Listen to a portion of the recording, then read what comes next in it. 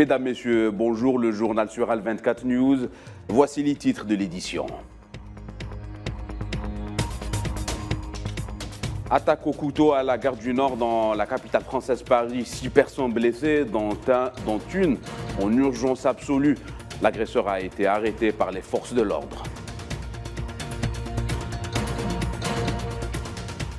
Chine coopération pour sa première sortie. Le nouveau ministre chinois des Affaires étrangères choisit le continent africain.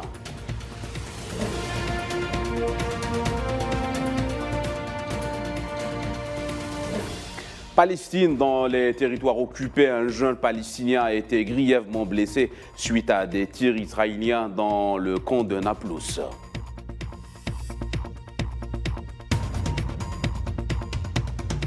L'Union européenne débloque une aide de 25 millions d'euros pour le Liban. L'aide vise à soutenir les personnes défavorisées et la sécurité alimentaire.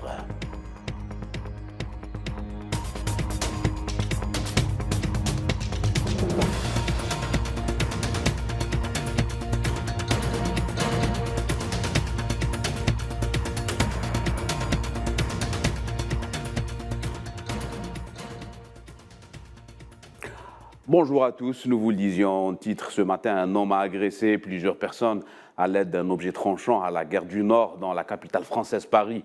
Au moins 6 personnes ont été blessées avant que l'assaillant ne soit rapidement interpellé par les forces de l'ordre puis hospitalisé. Le ministre de l'Intérieur Gérald Darmanin s'est rendu sur place.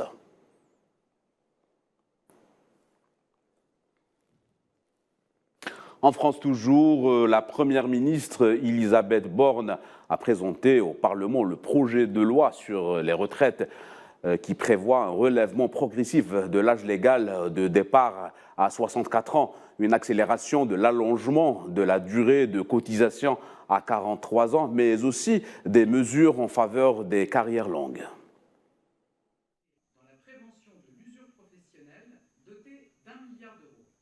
À compter du 1er septembre, l'âge légal de départ à la retraite sera relevé progressivement de 3 mois par an pour atteindre 64 ans en 2030.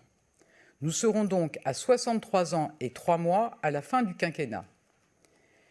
Parallèlement, nous n'irons pas plus loin que les 43 ans de cotisation prévus par la réforme Touraine pour partir avec une retraite à taux plein, mais nous atteindrons cette cible plus vite en passant à un rythme d'un trimestre par an. Nous serons à 43 ans en 2027. C'est donc un projet de loi contesté. Même avant son exposition à l'Assemblée nationale, des appels à la mobilisation sont prévus pour le 19 janvier. Les détails avec Iman Merad. Elisabeth Borne a présenté mardi la réforme des retraites et confirmé le report de l'âge légal de départ à 64 ans à partir de l'automne 2023. Un projet qui suscite une ardente contestation, notamment à gauche, qui appelle à manifester aux côtés des syndicats le 19 janvier prochain.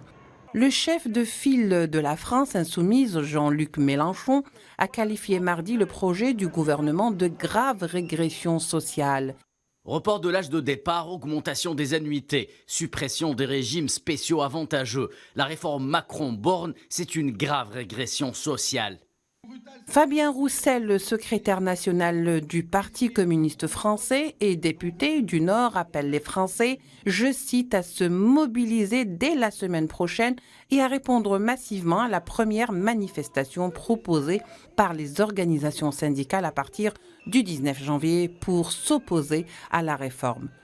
Le 19 janvier, tous mobilisés dans la rue aux côtés des syndicats contre la réforme des retraites. De l'autre côté de l'échiquier politique, l'extrême droite a également exprimé son opposition à la réforme sur Twitter. La présidente du groupe du Rassemblement national à l'Assemblée, Marine Le Pen, a fait part de sa détermination pour faire barrage à la réforme. Après avoir été élu grâce à la gauche et à la France insoumise, Emmanuel Macron va tenter désormais, avec le soutien du parti Les Républicains, de faire passer la retraite à 64 ans. Les Français peuvent compter sur toute notre détermination pour faire barrage à cette réforme injuste.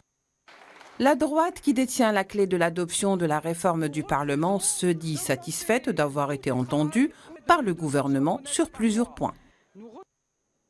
Une première mobilisation est déjà actée par différentes organisations réunies en intersyndicale ce jeudi 12 janvier.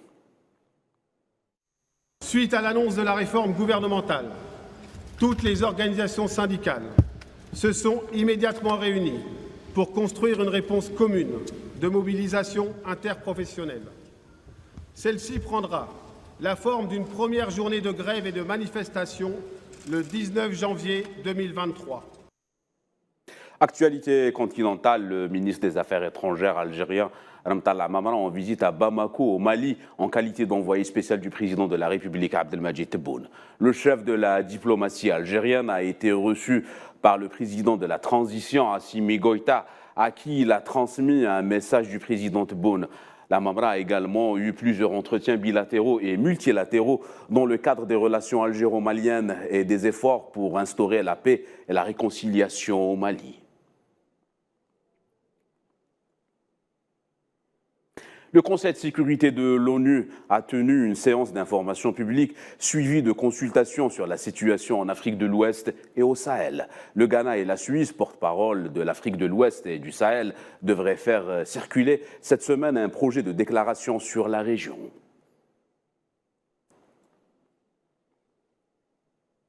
Et puis sachez que les pays du G5 ont décidé le transfert de leur siège à Niamey, au Niger, et ce, quelques mois après le retrait du Mali du groupe. Actualité continentale, toujours en Éthiopie. Et en vertu de l'accord de paix signé le 12 novembre dernier, les rebelles du Tigré ont indiqué avoir commencé à rendre leurs armes lourdes, point clé de l'entente signée il y a plus de 2 mois avec Addis Abeba pour mettre un terme à un conflit meurtrier dans le nord de l'Éthiopie. C'est ce qu'a déclaré un porte-parole des autorités rebelles. Le nouveau ministre chinois des Affaires étrangères, Qin Gang, commence son mandat par un voyage d'une semaine dans 5 pays africains. Qin, jusqu'à récemment ambassadeur aux États-Unis, et ce mercredi en Éthiopie. Il se rendra ensuite au Gabon, après en Angola et au Bénin, ensuite en Égypte. Le nouveau chef de la diplomatie chinoise, comme ses prédécesseurs depuis plus de 3 décennies, commence chaque année par un voyage en Afrique.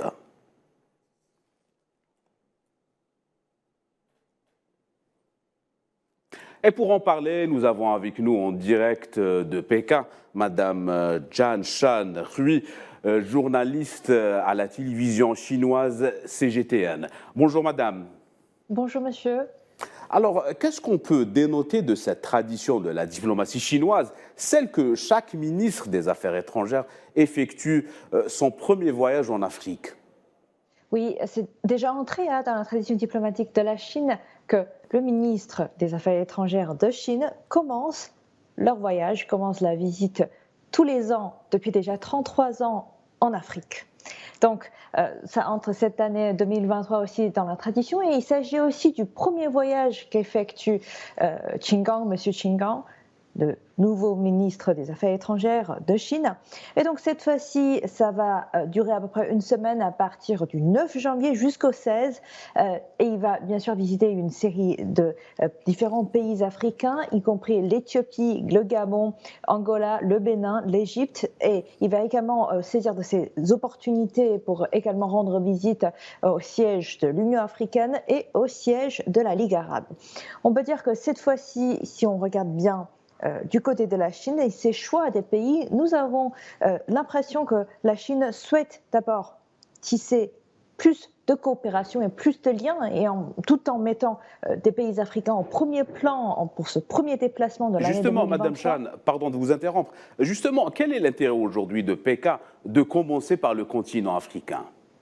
Alors déjà, la Chine et des pays africains ont toujours eu beaucoup de points communs et toujours beaucoup d'intérêts communs, y compris dans la sécurité, dans les coopérations économiques, tant aussi la coopération politique, et après, bien sûr, dans la coopération dans l'investissement commercial.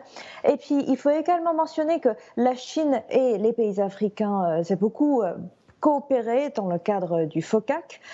Donc, pour encore une fois approfondir les coopérations entre la Chine et tous les pays africains, que ce soit les pays africains plutôt francophones ou qui parlent l'arabe ou qui parlent anglais. En effet, la Chine aussi vise à tisser plus de coopération avec tous les pays du continent africain. Très bien. Madame Jan Chan Hui, vous étiez avec nous en direct de Pékin. Je rappelle que vous êtes journaliste à la CGTN. Merci beaucoup pour cet éclairage. Les autorités de l'occupation sioniste ont libéré le prisonnier Nabil Youssef Massalma Aboul-Ghalassi, âgé de 51 ans, de la ville d'Hébron, après avoir passé 23 ans dans leur prison. Plus tôt dans la soirée, les forces d'occupation avaient de nouveau arrêté le prisonnier Massalma au moment où il avait été libéré de la prison du désert du Negev. Palestine toujours, un jeune Palestinien a été grièvement blessé tôt ce matin lors de la descente des forces d'occupation dans le camp des réfugiés de Balata à l'est de Nablus, dans le nord de la Cisjordanie occupée. Les détails avec Naïla Aït Hamouda. Pas de répit pour les Palestiniens. L'armée sioniste ne cesse d'imposer sa politique répressive. Un jeune Palestinien a été gravement blessé tôt ce matin lors d'une descente des forces d'occupation sionistes dans le camp des réfugiés de Balata à l'est de Naplouse, dans le nord de la Cisjordanie occupée. Le directeur des ambulances et des urgences du Croissant Rouge palestinien à Naplouse, Ahmed Djibril, a déclaré que la victime, âgée de 20 ans, a reçu une balle dans la tête lors de la prise d'assaut du camp. Elle a été transférée à l'hôpital pour recevoir le traitement nécessaire. Les forces d'occupation ont fait une descente dans le domicile familial du jeune Palestinien et ont jeté des bombes explosives à l'intérieur. Cela a entraîné la destruction complète de son foyer. Les maisons avoisinantes ont également été endommagées. Plusieurs habitants ont été légèrement blessés. Même les enfants ne sont pas épargnés. Un colon a attaqué avec des jets de pierre des enfants palestiniens la nuit dernière, faisant un blessé. Le militant Amrou a été également blessé par des pierres alors qu'il tentait de protéger les enfants. Cette attaque a eu lieu dans le quartier de Tel Romeida, à Al-Khalil, dans le sud de la Cisjordanie. La répression de l'État sioniste a décuplé de violence contre le peuple palestinien. Malgré les appels à la retenue et à la prudence des différentes organisations du quatre coins du monde, rien n'arrête la politique d'extermination du peuple palestinien par les sionistes, dont les colons ont encore procédé ce matin à des actes de provocation en se rendant sur l'esplanade d'Al-Aqsa. On reste dans la région. L'Union européenne a lancé de nouvelles initiatives d'un montant de 25 millions d'euros, soit 25 millions de dollars, pour lutter contre l'insécurité alimentaire et soutenir les personnes les plus défavorisées dans un Liban confronté à des difficultés financières.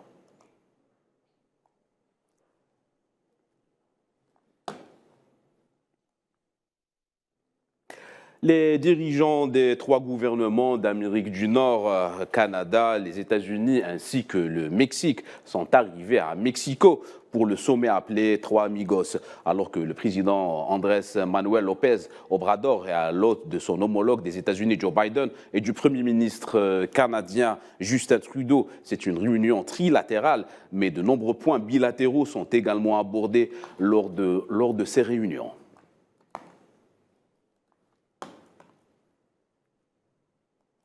Sport football, J-2 du coup d'envoi du championnat d'Afrique des Nations CHAN 2022.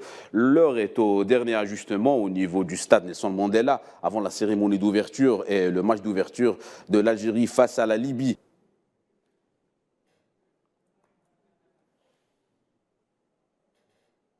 C'est la fin de cette édition. L'information continue sur Al 24 News. Excellent après-midi à tous.